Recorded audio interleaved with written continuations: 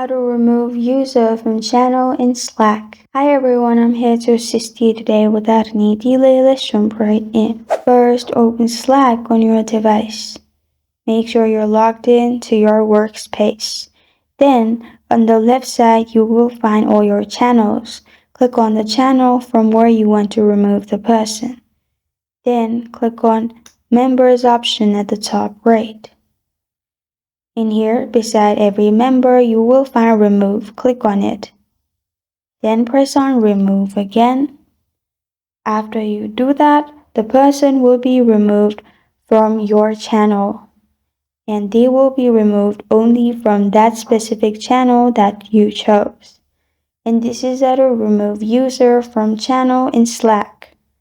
Thank you for joining me today. If this video helps you out, please leave a like and subscribe for more.